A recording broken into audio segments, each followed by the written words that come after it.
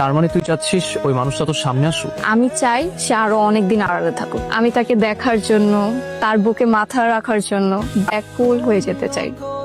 আচ্ছা, কি হচ্ছে এসব? এটা কি কোথাকার কোন না কোন ছেলে তোকে ইমপ্রেস করার জন্য এটা সেটা দিয়েই যাচ্ছে, দিয়ে গেছে দারোয়ানের কাছে, তাও এক চালাকে দিয়ে। সহ্য, ভয়ঙ্কর।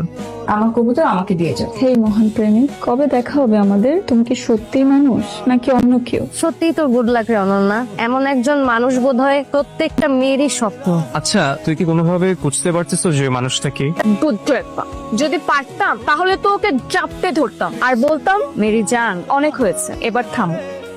ক্যাম্পাসের মধ্যে যদি কেউ থাকে, ধর আমাদের বন্ধু বান্ধবের মধ্যেই যদি ওই মানুষটা হয়, তাহলে তুই কি করবি? অসম্ভব। যদি সেম ইয়ারের হয় তাহলে তো আমি কোনোভাবেই মেনে নিব না, আর যদি জুনিয়র হয় তাহলে থাপড়া বোধ হবে, আর যদি সিনিয়র কেউ হয় তাহলে ভেবে দেখবো।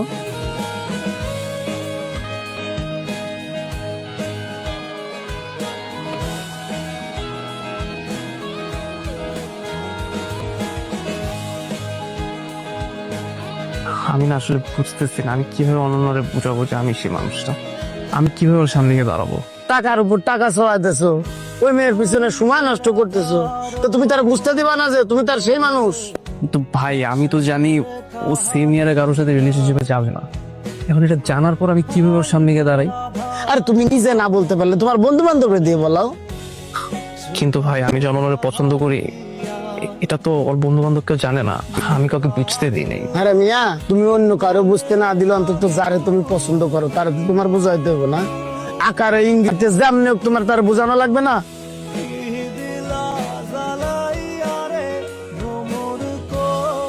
সারপ্রাইজ!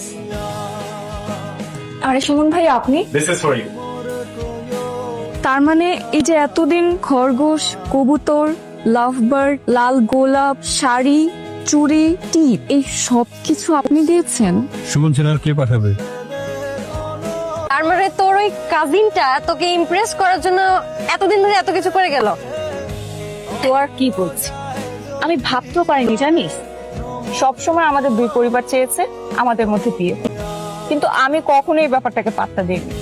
আমার মনে হয়েছে যে ছেলে ছোট থেকে দেশের বাইরে বড় হয়েছে সে হয়তো আমাদের দেশের সংস্কৃতি, আমাদের নিজেদের কালচার এসব ভুলে গেছে। আর আমি কখনো এরকম কাউকে আমার লাইফ পার্টনার বানাবো না যে কিনা ফুচকা, ঝালমুড়ি, টঙের দোকানের চা এসব পছন্দ করবে না। আমার মনে হয় এই জন্য সুমন ভাইয়া নিজেকে একটা খাঁটি বাঙালি প্রেমিক হিসেবে আগে আমার কাছে প্রমাণ করতে চেয়েছে।